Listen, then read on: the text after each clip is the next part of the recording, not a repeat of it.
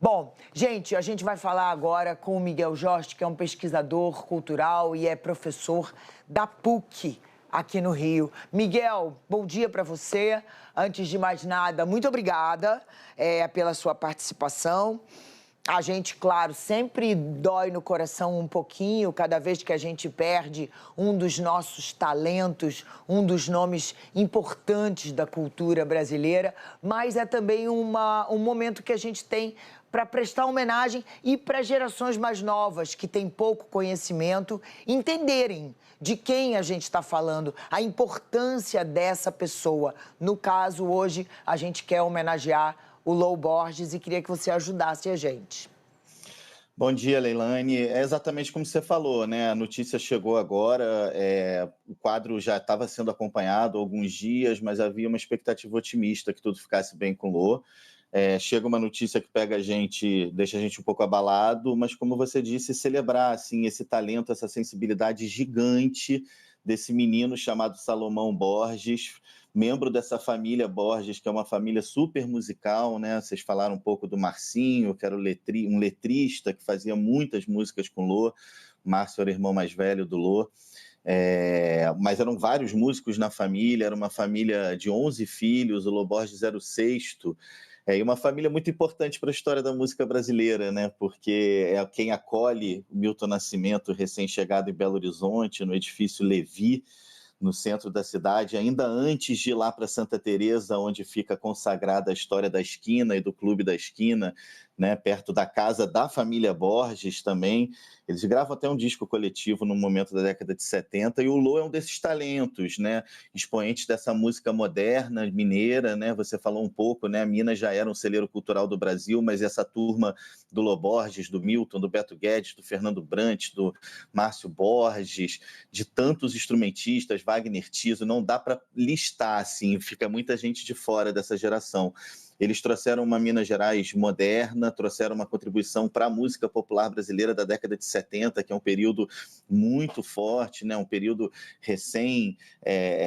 tínhamos vivido recentemente bossa nova, tropicalismo, era dos festivais. O Milton surge nessa era dos festivais, mas vai ser de 71 para 72, né, que vai ser lançado em 72 o disco Clube da Esquina, assinado por Lô Borges e Milton Nascimento, estreia profissional do Lô, que tinha 18 anos de idade, 17 para 18 anos de idade, quando o Milton convida ele para assinar esse disco duplo, um dos primeiros discos duplo da indústria fonográfica brasileira, e que vira um dos discos mais reconhecidos no mundo na música popular brasileira, né? Muitas listas, lista é sempre um negócio complicado, mas muitas listas elegem esse disco como um disco que talvez seja o grande disco da história da música brasileira e tem muita repercussão internacional entre os músicos internacionais, muitos fãs desse disco, que são também os colegas músicos, né? Esse disco é um disco cultuado na história da música brasileira e na música internacional.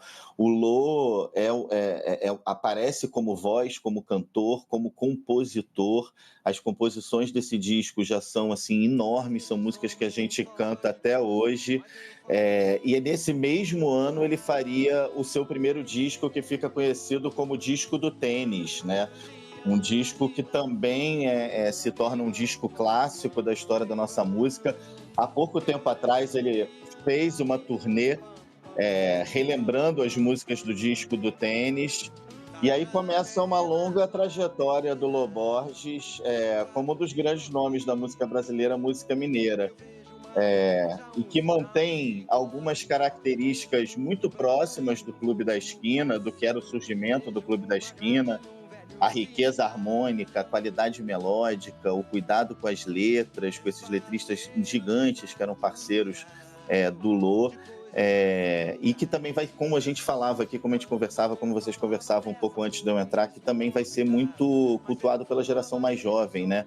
Vai passar ali pela geração primeiro do Skank, da Turma Nova de Minas, mais relação com o Nando Reis, com uma série de outros artistas mais contemporâneos, e mais recentemente bandas ainda mais jovens, que tem o disco do Tênis, o Clube da Esquina, o Nuvem Cigana, que já é um disco do início da década de 80, como trabalhos do Lô, que são cultuados até hoje. E o Lô se mantinha ativo, né? Estava fazendo shows, estava gravando trabalhos. Recentemente esteve no Circo Voador no Rio de Janeiro, mas teve diversas outras capitais. Então a gente lamenta muito, né? Agora tem muito para falar desse artista, como você disse, Leilani, porque o que ele traz naquele momento, nesse disco com Milton Nascimento, em 71 para 72, e que vai se desenvolver na década de 70, 80 e até os dias de hoje, é uma contribuição realmente muito grande para a história da música brasileira. Eu queria então voltar um pouquinho para esse período. A gente estava falando exatamente agora com o Valdo, acho que o senhor já estava acompanhando, sobre o surgimento ali do Clube da Esquina. A gente vem de um movimento ali de Jovem Guarda, de Bossa Nova, né? Para um outro momento da música brasileira, com esse movimento em Minas Gerais, com a Tropicália, com um rock and roll diferente daquele que se fazia em 60, com o surgimento dos Mutantes, outras bandas paulistas importantes, né? Made in Brasil, enfim, para falar de tantas outras aqui. O que é que significou o Clube da Esquina nesse movimento, que me parece um movimento mais ainda brasileiro, sem ser pejorativo aqui em relação ao que se fazia na década de 60, mas me parece que é uma música mais nossa do que o que se fazia antes. Não sei se o senhor pensa assim também. Que tipo de elemento o Clube da Esquina traz que é tão característico assim, que a gente ouve e já sabe o que está ouvindo?